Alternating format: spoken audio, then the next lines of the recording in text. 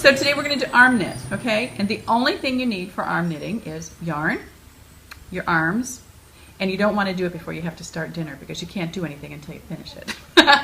We are going to pull out about 2, 3, 9 yards. So you're going to measure it from your fingertip to your nose 3 times. 1, 2, 3. So that's about a yard, okay?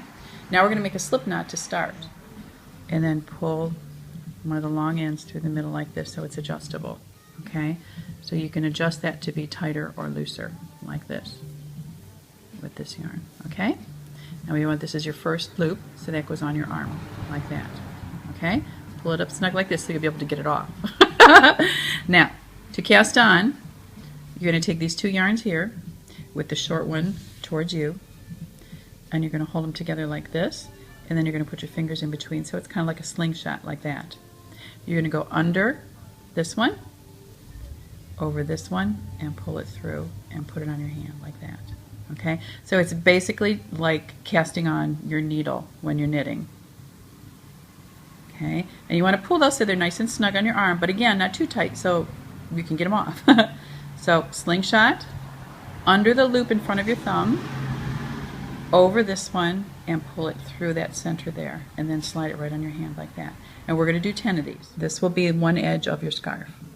Okay, so we're going to take the short end, which is a little bit long, but we're going to keep that aside, and we're going to be working from the yarn that comes from the ball of yarn. Okay, so now we're going to, like in knitting, you have 2 needles like this. Okay, so we're going to take this yarn and we're going to hold it just like this. Take this loop and slide it off, and then this loop goes right on our other hand like that. Okay, pull this nice and snug, and remember you want to keep these close together, so you don't want like a bunch of yarn spread across between your arms. Pretend that these are your needles and you want them nice and close. Just hold it like this, slide this off, and slip it on your other hand. Hold this, slip it off, and slide it on. So to start another row, you just take this yarn and you're going to hold it in your hand like that, slide your first stitch off, and then put your hand right under there. You're going to pull this out, because that first one is usually the loosest one. You want to pull that up, okay? And then you're going to hold it in your hand like this, slide this off, and slide right onto there. So you see how my hands kind of like are really close together there? Is we're going to knit 2 stitches, just normally, okay? So I'm going to put 2 stitches over to my other arm. Okay, so I have 2 stitches over here. I'm going to take the first one and just slide it all the way off. Okay, and then I'm going to knit another one, holding on to my yarn, and then I'm going to take the first one before that one and slide it off. And that's how we do it, okay? And when you pull all that yarn through that last stitch, it knots it off just like that, like a little slip knot. Our edge that we just bound off, and this is our cast on edge, okay?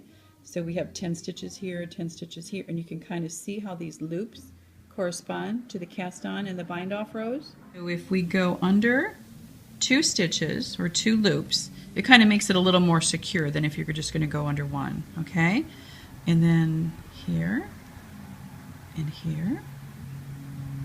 So you're basically just stitching around those stitches. Can you do that again a little slower, going through the stitches?